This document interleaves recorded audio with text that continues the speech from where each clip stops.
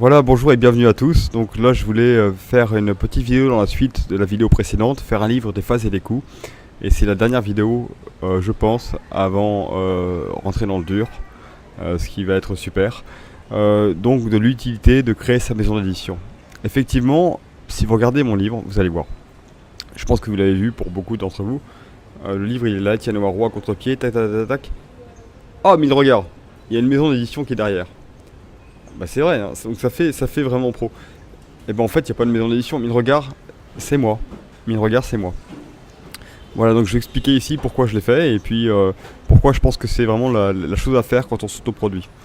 Alors, je l'ai fait parce que, en fait, bah, moi j'ai un handicap de jambes et j'ai compris que la France c'était un pays de très très normé, quoi. C'est-à-dire que si tu rentres pas dans les normes, on va te juger. Et c'est vrai que l'auto-édition, c'est pas forcément très bien perçu parce qu'on se dit bah il l'a vite fait, il l'a mal fait, il a laissé des fautes, il a peut-être pas travaillé son maquettisme, les photos sont peut-être balancées comme ci comme ça. Alors qu'en fait c'est pas le cas. Moi je connais plein d'auto-éditeurs qui font un boulot remarquable et vraiment très très beau. Et presque mieux que les professionnels parce qu'en fait il y a la connaissance des choses et puis il y a aussi la passion.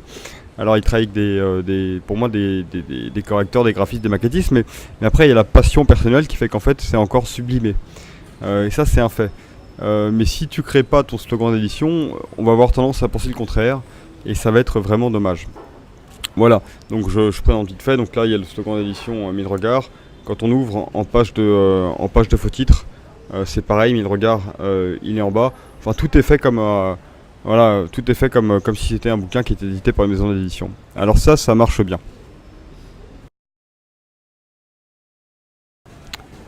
Voilà, alors comme souvent j'ai des questions. On me dit voilà, mais t'as créé un nom d'édition, c'est compliqué, comment tu t'y es pris, etc. Ah, t'as créé une maison d'édition? Je dis non, j'ai pas créé une maison d'édition. La vérité c'est que j'ai juste déposé un nom, 1000 regards.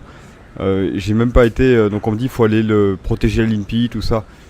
Ouais, oui, bon, si tu veux mettre de l'argent, tu peux le faire, hein, mais à moins que tu sois un futur grand succès. Mais moi, c'était pas mon but. Au départ, je faisais ça pour les amis, donc j'ai juste déposé un nom. Alors le slogan complet, c'est Édition 1000 regards, un monde, 1000 façons de le concevoir. C'était pensé comme ça, donc c'était un peu de réflexion. Et ça a plutôt bien pris. Alors beaucoup de gens en salon viennent me voir et me disent tiens, mais c'est super, vous êtes édité par 1000 regards, c'est une maison d'édition qui est connue. Et je dis ah oui, je dis tiens, mais ça m'étonne parce qu'il n'y a que mon livre en fait dans la maison d'édition, donc je suis un peu surpris. Enfin, à chaque fois je suis surpris, puis surpris positivement, ça veut dire que finalement j'ai fait un bon effet. Et ça c'est le travail de communication. On va parler de ça dans les vidéos suivantes, hein, la communication, il y a une vidéo là-dessus. La communication, c'est qu'à un moment donné où le livre il était partout, hein. Enfin, donc je l'ai envoyé à la presse, 50 journalistes, je l'ai envoyé en salon, etc. etc. Et le week-end c'est tourné comme ça.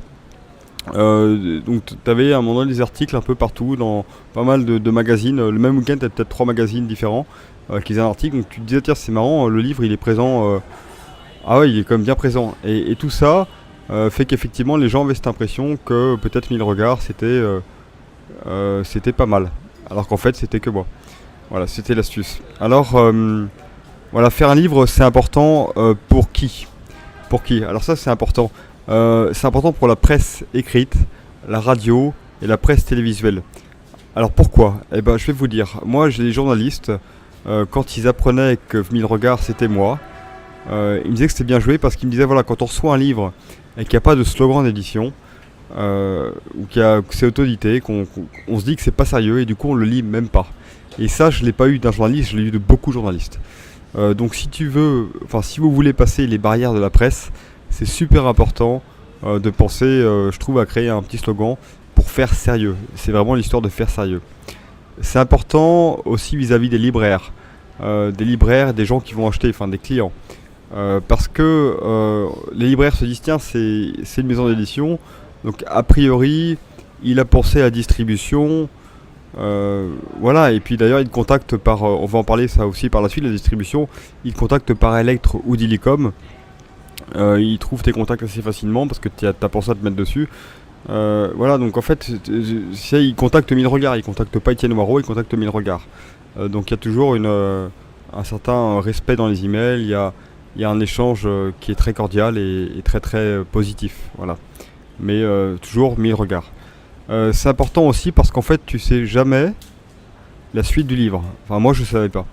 Aujourd'hui, mon livre, alors avant, il a eu 2 prix littéraires, dont le prix des explorateurs. Honnêtement, j'en parle simplement parce que j'étais le premier surpris, quoi. Premier surpris, et c'était superbe.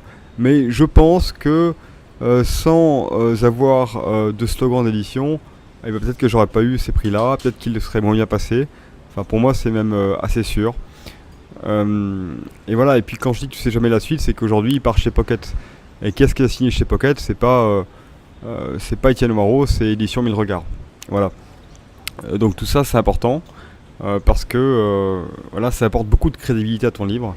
Donc juste créer un petit slogan d'édition qui soit sérieux, qui soit pas Étienne Noireau édition, mais qui soit plutôt Édition 1000 Regards, qui donne impression.